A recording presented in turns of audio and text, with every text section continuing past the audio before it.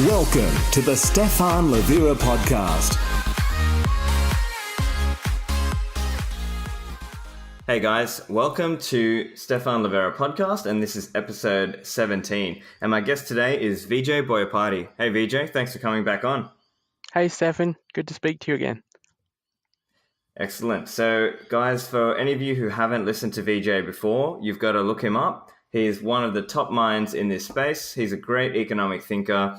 He's well known for his article, The Bullish Case on Bitcoin, some of his podcast appearances, and also his threads on Twitter that have just gone huge, particularly amongst Bitcoiners.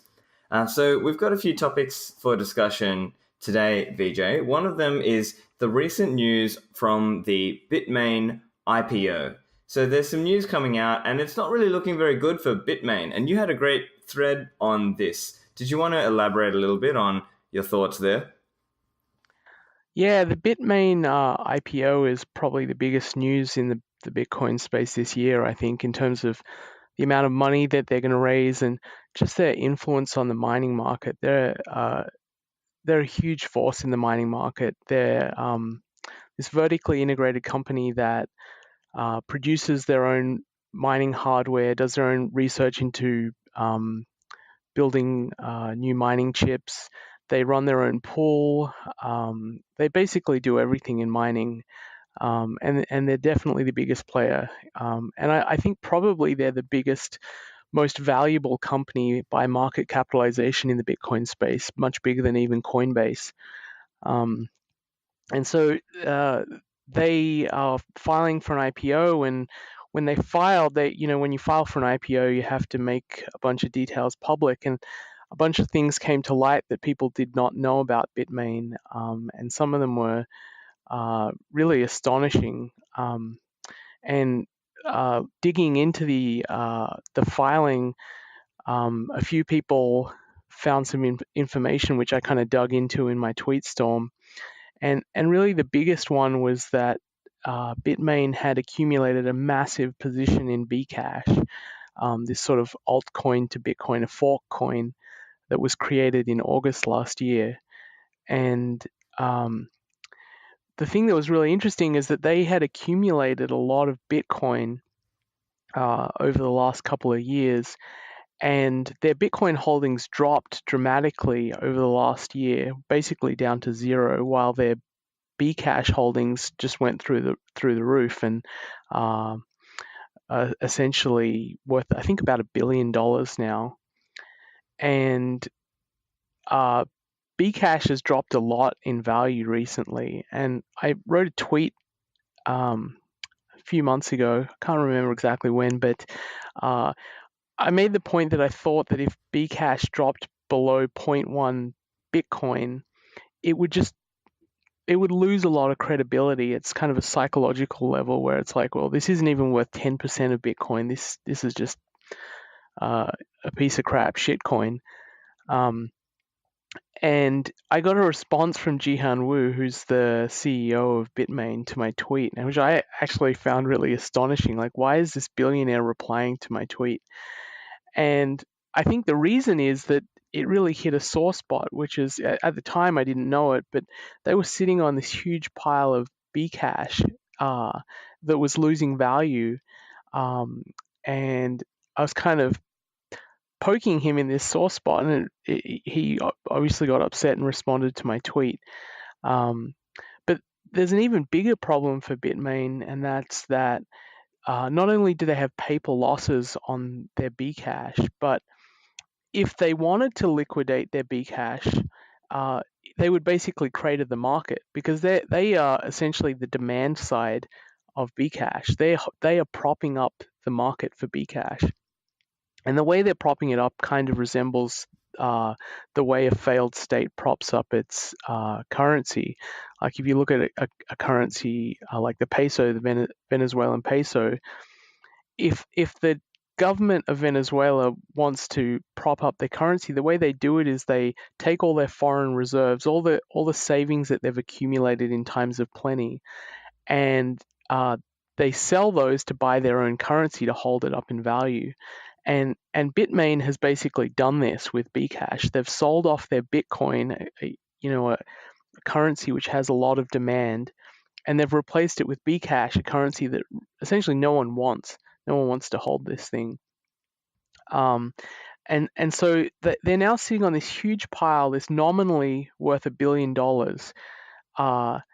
and it's essentially impossible for them to get rid of this. And that's a huge problem for the industry they're in, because they are operating in a very capital-intensive industry. Chip foundries and the research that goes into it and the production is very, very costly. Building a new chip foundry, potentially hundreds of millions or billions of dollars to create. So they need liquid capital to continue to innovate and develop in the mining hardware that they're developing, and so they need liquidity, and their savings is sitting in this altcoin Bcash, which is highly illiquid, and which for ideological reasons they're trying to prop up. And so they're in a really tough bind, and one way to get out of that bind is to say, hey, there's no way we're going to be able to sell this without taking an even bigger loss and just destroying the market for Bcash. So instead of doing that, let's go and raise money. Let's go to the public markets and get ourselves out of this bind by raising money. That's certainly one way to do it, but then investors who put their money into Bitmain are going to be really interested in, why are you propping up this altcoin that no one really wants? Like, what's the reason for that? And if you go back to 2017 when Bcash was created, you can see the reason was that Bitmain was afraid that if Bitcoin adopted SegWit, it's a technology which allows for second layer scaling solutions, then they were worried that there would be less transaction fees for them into the future. And that's how they make their money, is through mining rewards and transaction fees. And so they wanted to stop this happening, and they wanted to create an alternative where second layer solutions were not attractive or not possible, and which they essentially controlled. And they, to sort of go into the history a little bit, they had blocked SegWit for probably a year and a half or 2 years, despite the fact that there was overwhelming consensus from users that they wanted this technology and it would be great for Bitcoin. The miners, Bitmain in particular, had blocked it. And then there were some developers who figured out a way to get it launched, which didn't require miners, called UASF, a user-activated soft fork, which kind of got around the power of the miners and really showed that users and nodes are sovereign. And this was sort of a terrifying prospect for Bitmain. So what happened was they created Bcash as an alternative, and they really got behind it. They bought it up and they mined it, and they promoted it, and they have shills that they use to promote it, people like Roger Ver and other people. But despite all their efforts and despite their power in the market, in the Bitcoin space, they weren't able to get anyone to be interested in this altcoin, and it continues to sort of dwindle away in its value. And I expect, if we jump 5 years ahead in the future, it's probably going to be a footnote in the history of the crypto space. I don't think anyone's going to want to use it at all. Yeah, great points around how it's that they were trying to prop up Bcash, and for a long time, many of us were almost confused as to how Bcash was maintaining this value for so long. And I think now it's sort of coming to light that, well, actually Bitmain and potentially others were really just trying to prop up the price. And now what's happening is that they are essentially just trying to dump onto retail or dump onto IPO investors. But that deal comes with other conditions that they will have to live by. So it's funny that in a way, everyone's sort of becoming a maximalist, and you can either learn the hard way or you can learn the easy way. Yep, you can, it's trial by fire, really. Yep. Okay, so the next thing was, and it's related, it's just around Bcash struggling to get merchant adoption. So Vijay, what went wrong here? Did they put the cart before the horse? Were they, and also this relates to some of your discussions and some of your sort of friendly debate that you've had with JP Koenig. Yeah, I think the problem is, and so let me go back a step. And there was an article published by Bloomberg which talked about how Bcash, despite all the promotion by Roger Ver to merchants, evangelizing and asking them to adopt it as a means of payment, it's had very little usage, and merchants don't really want to use it at all. And the real problem is they don't understand the economics of money. They don't understand that money evolves in a certain way. And money usually, I mean, I shouldn't say usually, it always starts out as a collectible. That's something that only a few people value just because it's kind of cool. So if you think of seashells or even gold, like these were things in the very, very beginning that some person picked up and said, wow, this is cool. Didn't matter what anyone else thought, it was cool. And then, other people thought it was cool as well, and it became a collectible that had, a small market. And over time, as people recognized that it was valuable, it became a store of value. And as the population of people who valued it and were willing to pay something for it grew, its purchasing power stabilized. And eventually, in the case of gold, after centuries and centuries when it was sort of widely valued, then it became a medium of exchange. It became suitable for use in exchange because its purchasing power had stabilized.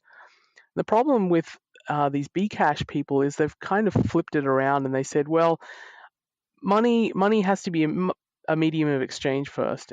And the real problem is, I think, that economists in the 20th century have defined money as a medium of exchange, and they've ignored that money goes through this evolution. So if you think about something like Bcash, which is sort of meant to be limited supply, like Bitcoin, 21 million Bcash units. If you believe, like someone like Roger Ver, that Bcash is going to be the global medium of exchange in the future, it's going to be massively more valuable than it is now.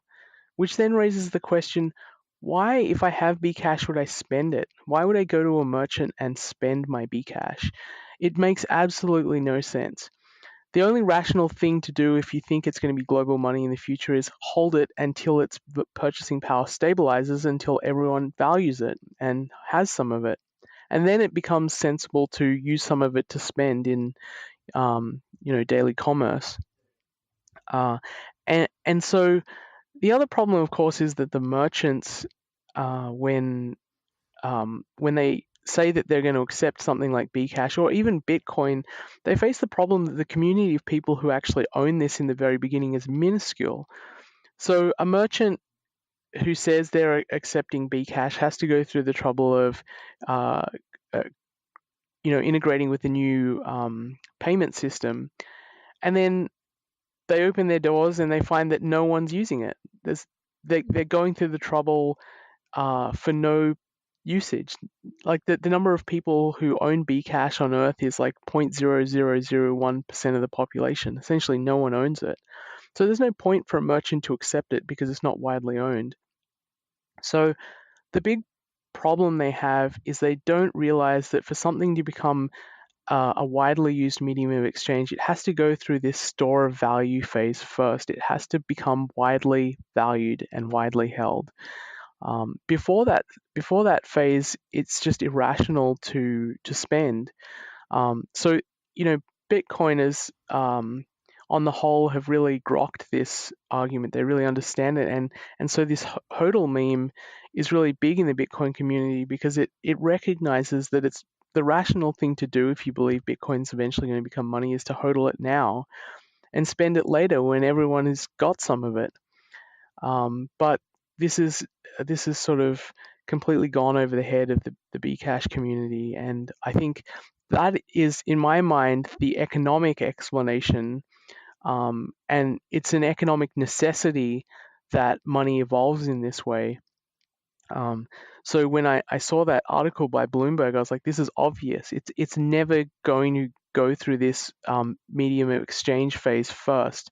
So the fact that they're promoting that as the use case means that it's not going to succeed. It's impossible that this thing can become a medium of exchange because they're not focusing on the part of the evolution that is important right now. Yeah, great points. And I think it's a lesson as well for Bitcoiners that you shouldn't focus too much on merchant adoption in the here and now as well, even for Bitcoin, because Bitcoin itself is still a small fraction of the global market, and it's still a long way off. So it doesn't make a great deal of sense to spend now. Yeah. And the other point that was Could good I just is around you're gone. I was going to say, could I just there's one extra point I wanted to make here that this is something I haven't really tweeted about. But one of the things that they really focus on is that fees are low. That it's Bcash is a good means of payment because the fees are low. But this is actually a really big mistake because they're just looking at the miner fee, and they're saying that the fees are low because they've created this gigantic block size, which is absolutely ridiculous and has led them down the road to centralization where there's only one miner which mines it. But my point is that mining fees are not the only fees. When a merchant accepts Bcash in payment, the first thing they do is, and this is the same for Bitcoin too, this isn't necessarily a specific insult to Bcash, but when a merchant accepts a cryptocurrency in payment, they immediately convert it to dollars or whatever their currency is. And the reason is the cost that a merchant has is denominated in that fiat currency. It's denominated in dollars. They pay their employees in dollars. They buy their the goods that they sell in dollars. So they need to take the payment and put it back into dollars immediately.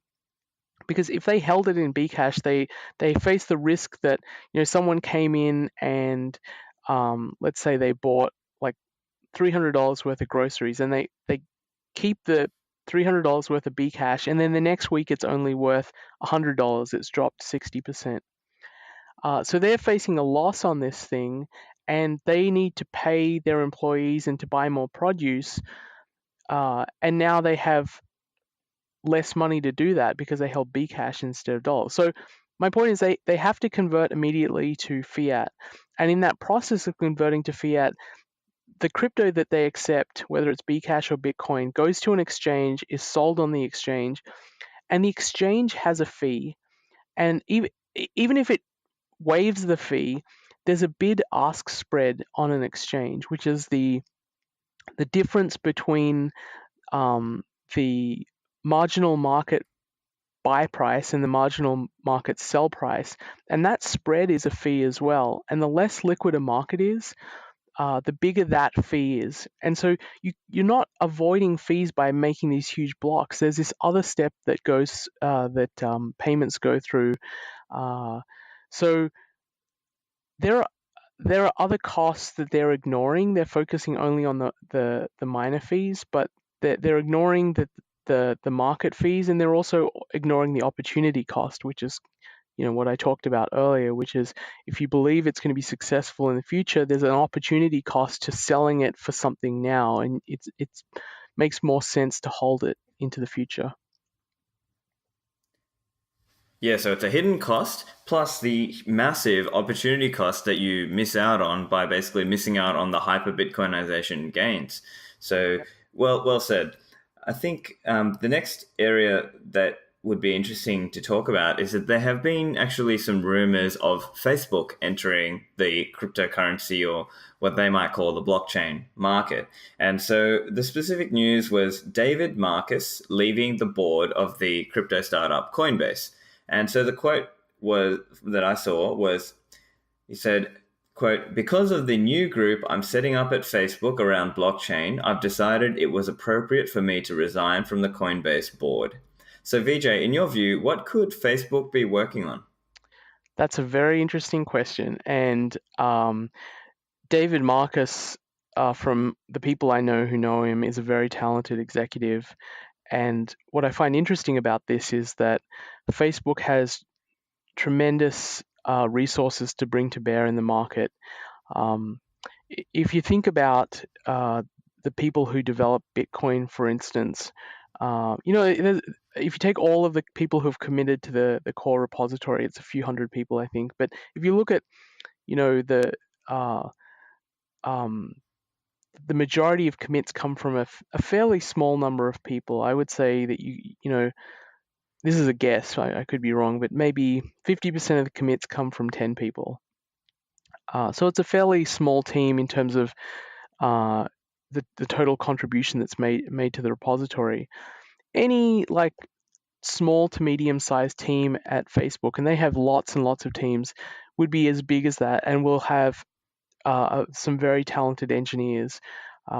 So in my mind, Facebook coming into the market is really interesting because they have a lot of engineering talent, a lot of brilliant people. I had a bunch of friends who worked there who I know are brilliant. Some of them were Bitcoiners. So this raised the question for me: is this a threat to Bitcoin, and what exactly is Facebook going to be doing in the market? And my thinking on this is there's three possible things that Facebook could do, and I'm interested in sort of talking about what are the advantages that they could bring to bear in the market. What is their comparative advantage if they do one of these three things? The first thing is they could build a payment rail. They could build something equivalent to Square Cash or Coinbase Merchant Services or Visa or MasterCard as more familiar examples. And the huge advantage that they could bring here is the integration with their messaging platforms like Facebook Messenger and WhatsApp, both of which together probably have billions of users now. And there's a tremendous synergy between having a payment rail integrated with a messaging system, and we've seen that in China with WeChat, which is being used everywhere. In the West, we're 5-6 years behind where China is on the integration of payment rails with messaging. Everyone in China uses WeChat, from what I understand. So Facebook has this great asset of having like the biggest messaging platform on earth, and if they were to build a payment rail, I think they could take the lead in terms of the payment rails out there very quickly. But in my mind, this if Facebook was to do this or go down this path, it wouldn't be a threat to Bitcoin at all. It's kind of the equivalent of comparing Visa or MasterCard to gold. They're completely different markets. They don't compete with each other at all. Visa and MasterCard are payment rails. They're what you use to transfer your money to a merchant. They're not what you use to save. Gold is something you use to save. It's a store of value. So while they're both sort of in the world of money as we think of it, they're not competing with each other at all. So the first case I'm not particularly worried about. The second case is a little bit more interesting, and that's if Facebook creates does kind of a controlled token ICO. And what I mean by that is they create a digital currency which resembles something like Ripple or EOS or one of those, which seems like it's comparable to Bitcoin in some ways. You can transfer it, and it's not quite like a fiat currency that's issued by a government. But the thing that I think Facebook could bring to bear if they did something like that is they have just gigantic revenues, and if they control the token, one of the interesting things they could do is they could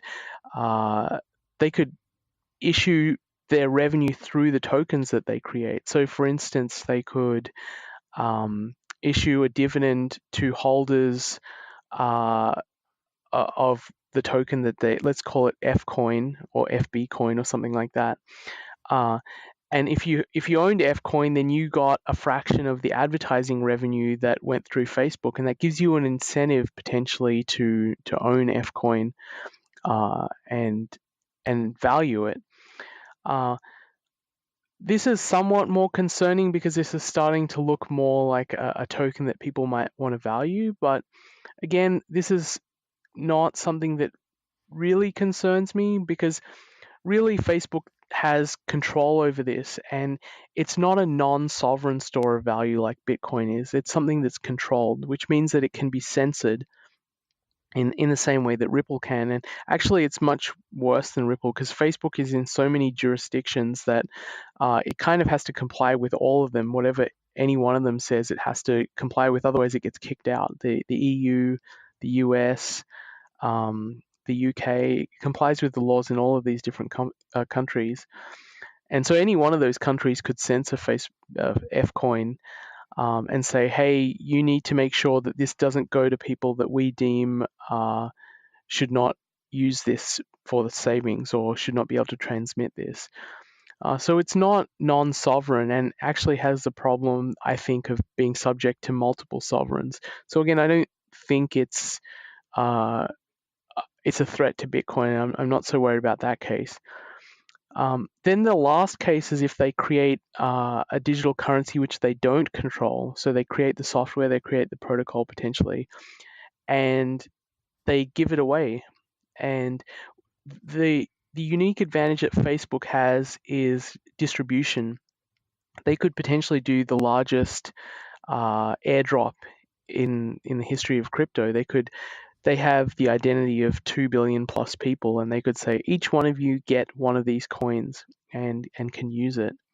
This is much more concerning in my mind because one of the things that a lot of cryptocurrencies have tried to do is get distribution by piggybacking on Bitcoin, because distribution is actually a really hard problem. How do you get this into the hands of a lot of people? And one way is just to say, okay, if you own some Bitcoins and you can prove you own them, you will get some of our currency proportional to the amount of Bitcoin you have. And this was used by Stellar. Facebook could do the same thing, except the fact that they have user identity and they could give people tokens based on the user identity. The issue I see with this, and although I find it a little bit concerning, I'm not 100% worried about this, is that when you give something away, it's typically not valued. It's typically sold immediately if the person doesn't understand it. If they see that it has some dollar value, they typically say, oh, wow, someone just gave me $5 for free, because their mind is still thinking in terms of fiat. And so they give it away. And actually, this has been my experience over the years, giving away Bitcoin for the last 7 years to various friends and families, just so that they would get interested in it. Most of them, if they saw it had any value, would sell it immediately. And the only ones who really held it are the ones who forgot about it, not the ones who thought it was important. And I think for real adoption to take place, everyone has to sort of come to an understanding of why it's important. If someone just foists it on you and says, here's this new thing, if you don't have any understanding for why it's important, any ideological conviction in why it's important, you're just going to give it away at the first chance you get. So I don't believe that Facebook giving away something like this is going to mean that it's going to be widely adopted. I think most people will just dump it immediately. But that is, to be fair, that the third case is the one that I'm most worried about, is that Facebook creates a new digital currency and is able to get widespread distribution of it very quickly through the network of people who are using their platform. Yeah, I like the point you make around how when you choose to buy into something, you're also emotionally investing into that. And that was the case with many people who bought into Bitcoin. They spent their own hard-earned dollars, or they performed a service and they got paid in Bitcoin. And then for that reason, they cared more about it and they valued it.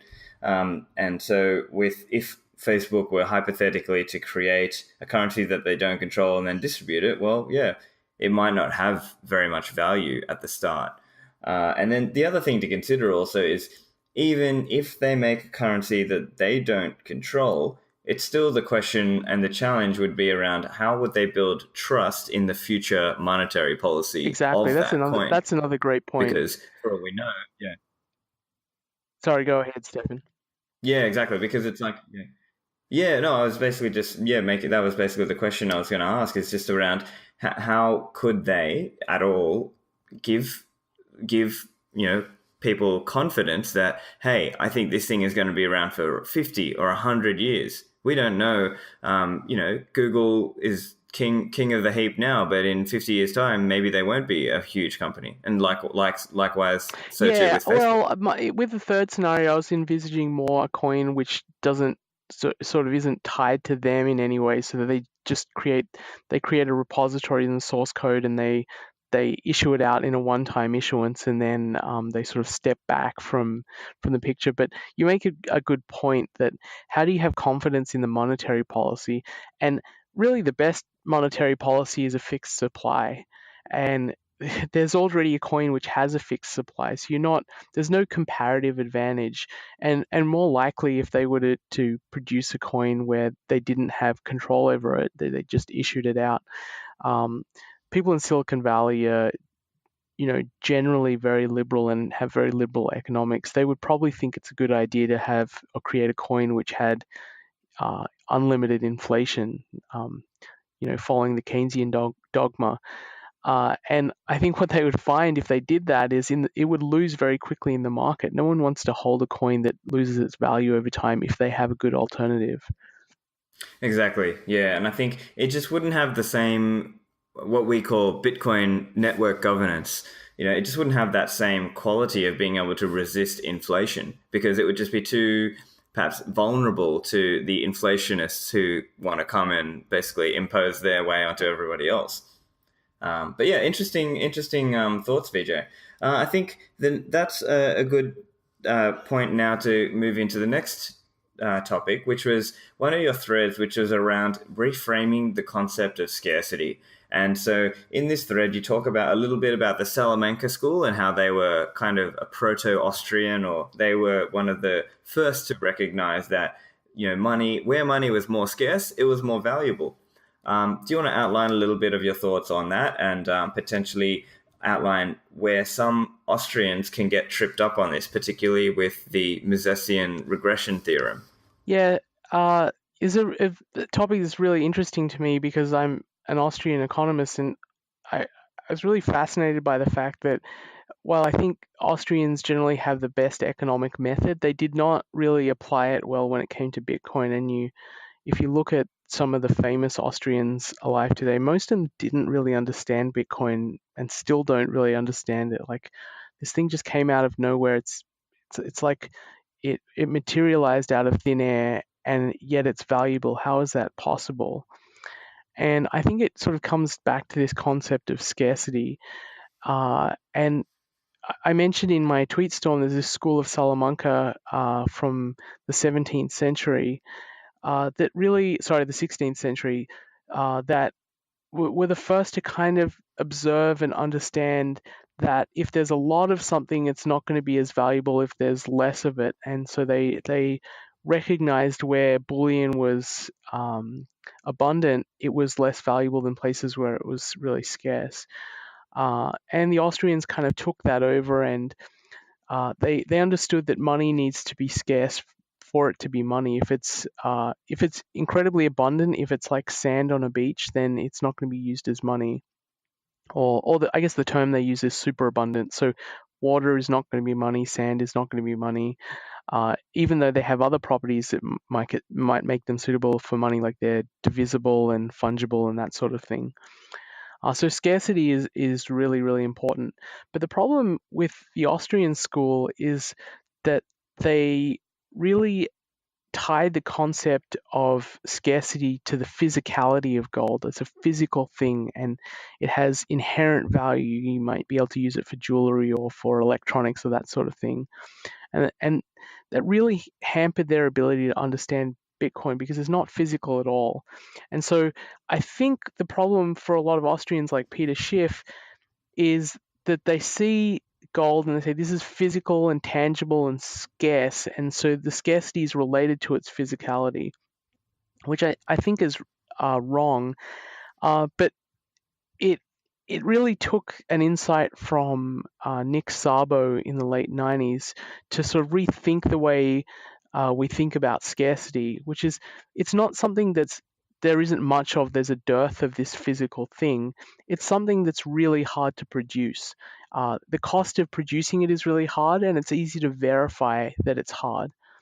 So, for instance, you could apply this same rethinking back to gold and say, gold is really hard to produce. Isaac Newton tried to use alchemy to turn lead into gold and become rich, but one of the most brilliant minds of all time was not able to turn lead into gold. So we know that it's incredibly costly to produce gold. That gold is actually produced in the explosion of stars, so it's not like the average person is going to be able to do this.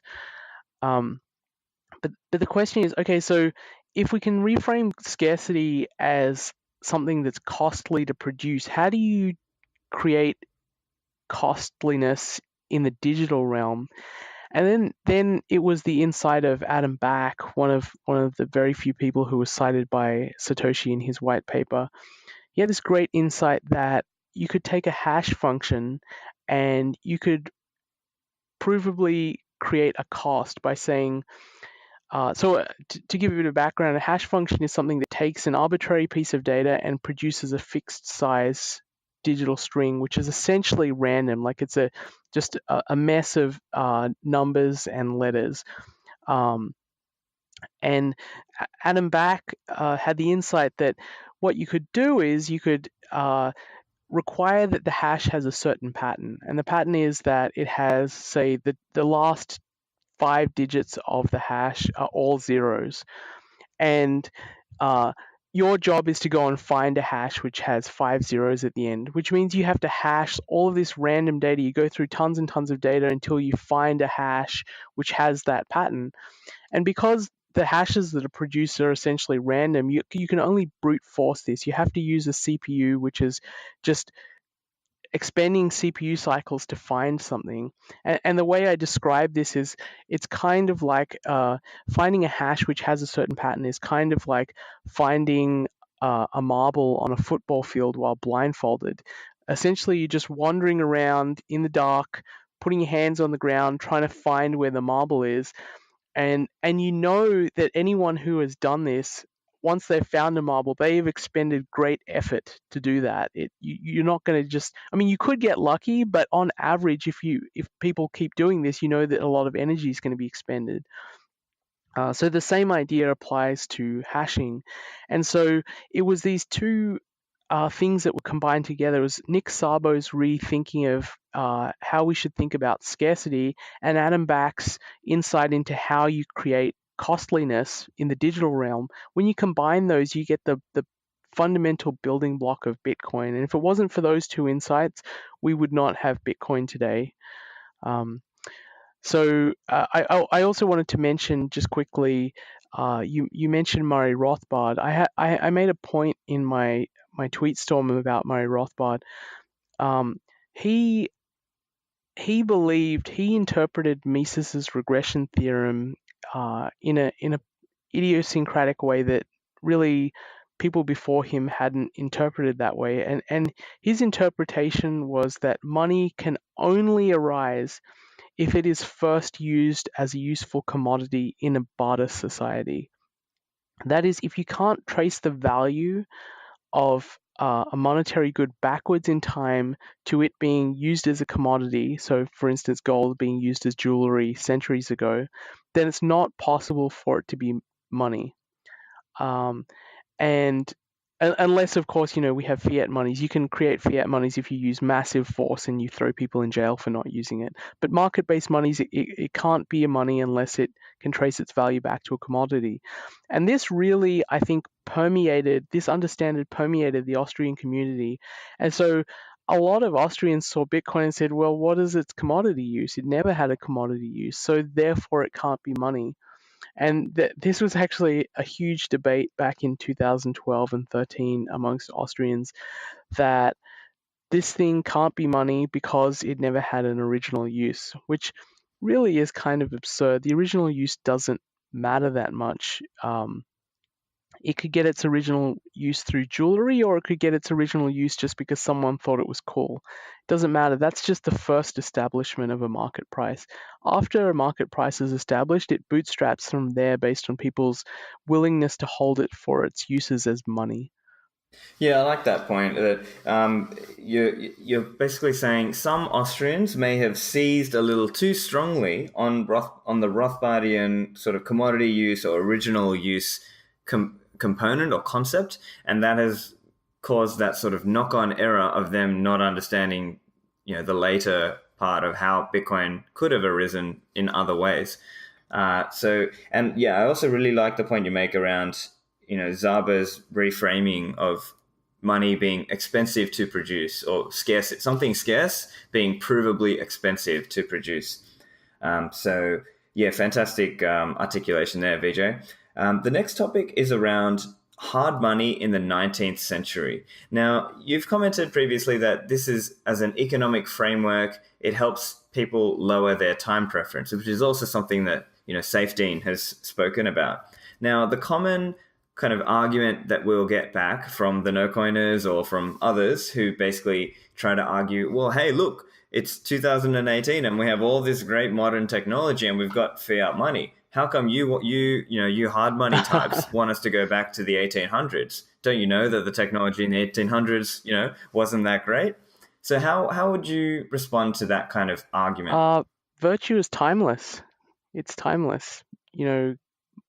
Moral behavior and the desire to do good things, to be a good person, to save, to build.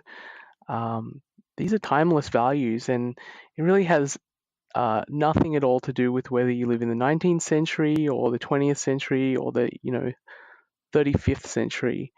And what sound money gives you is that framework to provide an incentive for people to save rather than spend.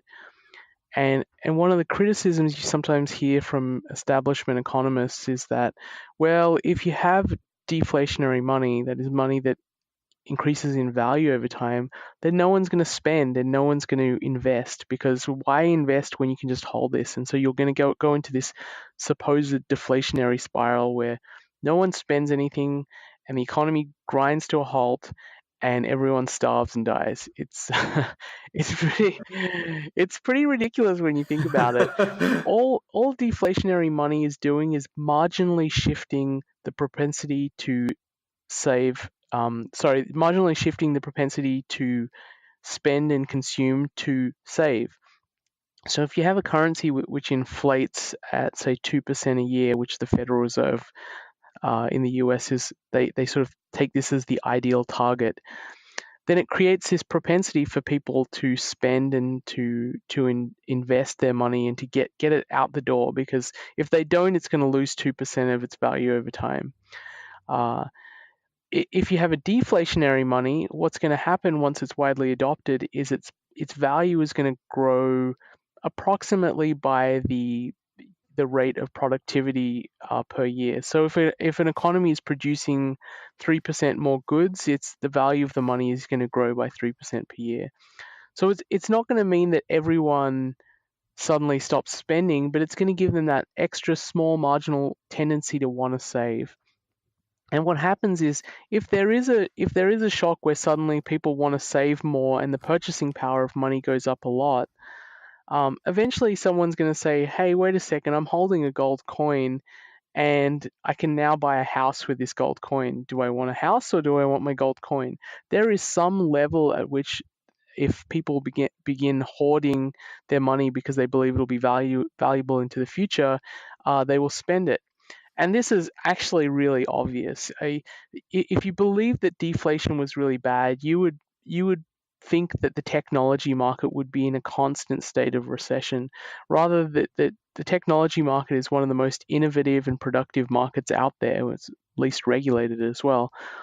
And it's a market in which the cost of goods drops every single year. And people don't say, hey, if I hold my $1,000 in my pocket and I don't spend it, then I wait like 2 or 3 years, I'm going to be able to get an iPhone which is twice as fast. So I'm not going to buy that iPhone now. That's ludicrous, because the benefit of getting the iPhone now is you get the use value of the iPhone now, which might be tremendously more than um, the purchasing power value that you accrue over time. So there is definitely going to be people spending, even if the currency is a deflationary one. It's just that it creates that propensity to save, and saving is a great thing for any society because it builds the pool of savings, and by building the pool of savings, you encourage or you make it possible for people to invest that extra pool of savings, and it's ultimately where the welfare of society is benefited by production that comes from a growing pool of savings. That's a different Austrian take to the Keynesian take, which is that uh, prosperity comes from people spending, which again I think is ludicrous. The reason that we live in such a prosperous society is because over the last century or 2 centuries, there's been so much production and so much innovation and insight into how we can build things more efficiently, and how we can use the insights that we have from science to make new products and to cure things. It's really our condition that we live in today is the result of much more efficient and wide scale production, not from um, this very uh, profligate tendency to want to spend all your money immediately. That's not what makes societies rich. Yeah, and it's in one way it's like saying we have nice things in spite of fiat money, not because of the fiat money that we have today. And really, it's about the capital accumulation, the saving, the investment that enable a society to really expand its production and become rich and prosperous as we are today, relative to the 1800s, say. And the other point I think that you were sort of touching on there is that it's like entrepreneurs don't necessarily just because people expand or lower their time preference and think more of spending in the future than today, well, then entrepreneurs will reorient their production to serve that longer term. Yeah, and that was part of the point that I was making, was that a sound money system provides an economic framework that permeates through all of society. It's not just the economic side and production. It's I think the moral sentiment improves in a society which has hard money, and it it sort of moves a tendency towards living a libertarian, sorry, not a libertarian, a libertine life. That is to live profligately and to spend, and it changes that to a society where people want to accumulate capital and to save, and to live a frugal lifestyle in general. And I think frugality and morality go together, um, like peanut butter and jelly, to use an American metaphor. Sure, sure. Okay. And then the other topic I wanted to touch on was you've commented before that you believe Bitcoin will do well in a broader market crash. So I'm going to get you to outline some of your thoughts. And one aspect in which might be good to get you to talk about is referring back to my prior conversation with Fernando Ulrich. He spoke about how in developing countries with bad money, sometimes they actually use the US dollar to price things in terms of trade or in contracts. Do you foresee a similar scenario playing out in terms of the world, but using Bitcoin? Yeah, absolutely. Eventually, that was the conclusion of my article, The Bullish Case for Bitcoin, was that 50 years from now, it will be Bitcoin that's the reserve currency of the world. And when you have a monetary collapse in a country, the people will flee to Bitcoin rather than fleeing to US dollars, because it has this unique ability to be able to transmit it across borders permissionlessly, whereas dollars can be controlled much more than Bitcoin can be controlled. So I think in the long term, it's definitely going to be that. Um, it's interesting that you mentioned the US dollar in Venezuela. In the US dollar essentially serves the three functions of money that we're familiar with: a store of value. People often hold some balance of US dollars just as savings. A medium of exchange to go and make purchases at the store, and a unit of account, which is people who run businesses will calculate their profits and losses in terms of the dollar, and when you go to a store, the goods will be priced in terms of dollars. In a place like Venezuela, uh, the peso really only serves one of these roles, which is a medium of exchange. Stores will accept it in payment, but no one really wants to save in it, because if you save in it, its value drops really quickly. And I actually have a friend who's from Argentina who told me a story about when he lived there when he was a kid, and he said that in the store there was a person who would go around the store and put the price on all of the goods in the grocery store. And by the time they'd finished and they'd put the price on the last good, they'd go back to the start and do it again, because prices were changing so frequently. And so when he told me that when his mother got her paycheck, she would go to the grocery store and try and spend all of it, because you don't want to hold a money that's depreciating that quickly, where it's inflating away that quickly. And so you have this hot potato phenomena where people who get money want to get rid of it immediately. And so it's only used as a medium of exchange and not as a store of value. And in fact, it's not really used as a unit of account as well. Nathaniel Popper, who wrote the book Digital Gold, has a comment about how because in Argentina, the value of the peso was fluctuating so wildly and in general dropping, people didn't think of the in terms of the cost of goods in terms of pesos. They thought in terms of US dollars. So if you were a merchant, you wouldn't, price in terms of pesos. You'd price in terms of what is this worth in terms of a currency that's much more stable. And then what you'd do is you'd do the conversion of US dollars to pesos and put the price on the good. So the good would stay constant in US dollar terms, but its peso price would move all over the place. And that's not something that we're familiar with in currencies which have relatively stable purchasing powers. We don't expect to go to the grocery store and buy something and show up the next day and it's already increased in price. We expect it to stay fairly constant. And that constancy is actually very important for entrepreneurship, because economic calculation, the function of entrepreneurs is to see opportunities in the market by looking at the cost structure and looking at what they believe the demand will be, and employing capital to take advantage of those opportunities.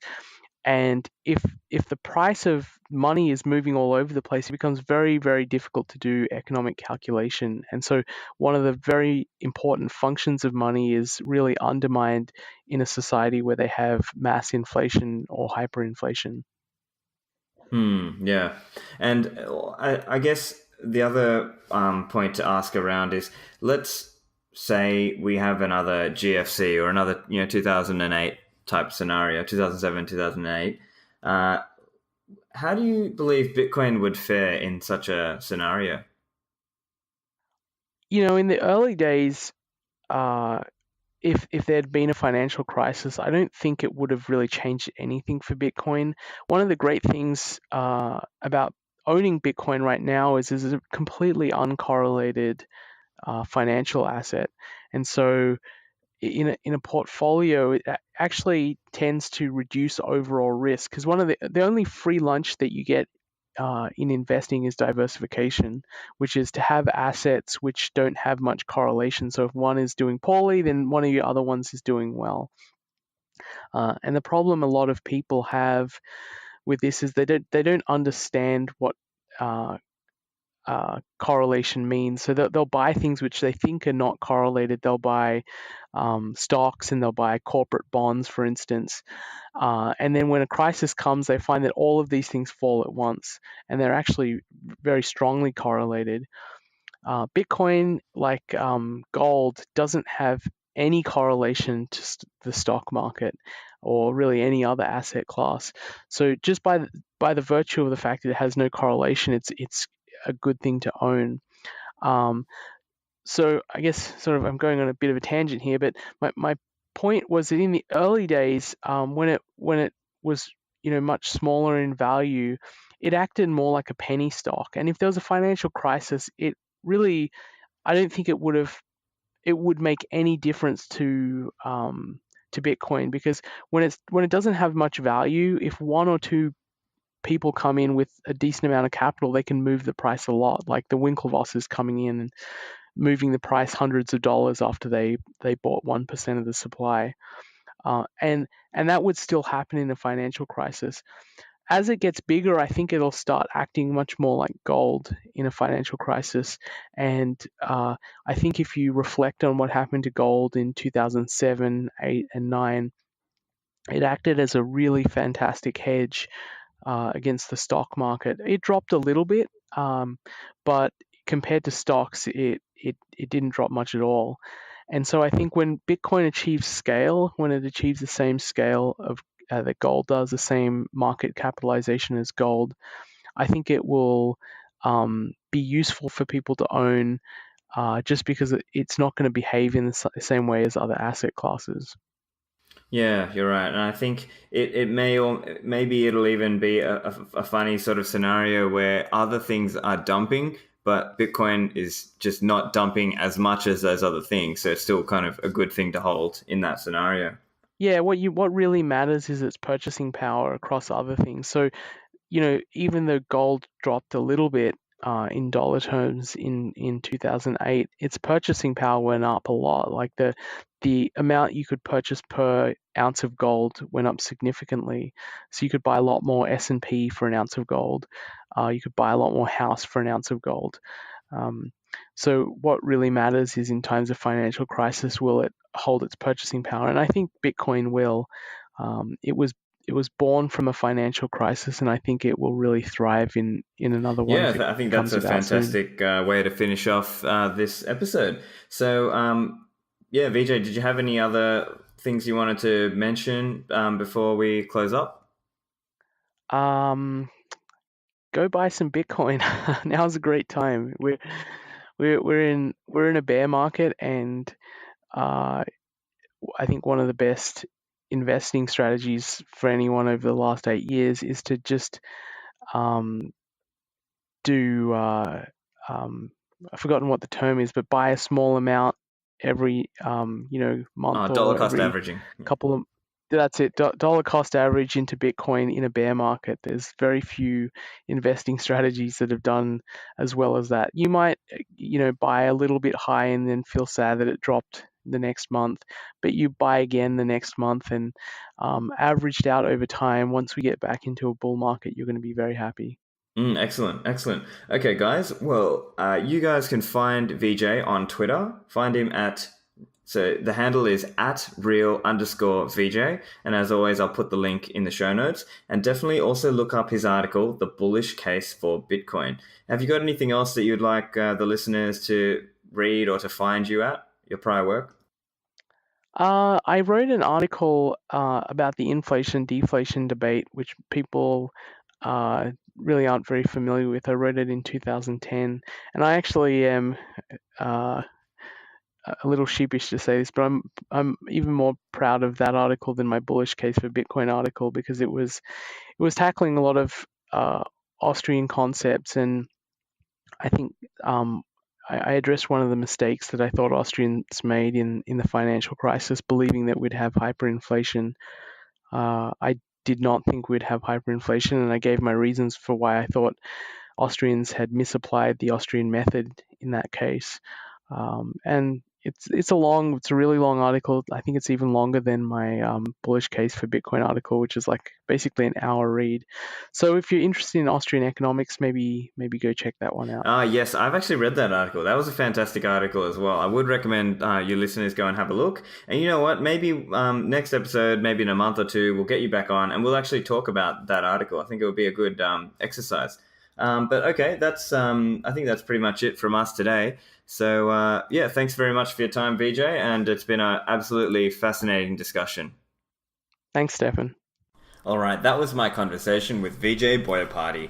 Note, just for those of you who are new to my podcast, Vijay was also on SLP2, which is episode 2 of my podcast. So if you like this one, go have a listen to that one also. As always, if you enjoy my podcast, all I ask is that you share it with your friends, retweet, reshare on Twitter, Facebook, LinkedIn, etc. Also, you can find the show notes on my site, stefanlivera.com. Just search SLP17. Lastly, come find me on Twitter. My handle is @StefanLivera. That's it from me. Thanks, guys, and speak soon. Thanks for listening. You can find the show notes on stefanlivera.com, and please share the podcast on social media.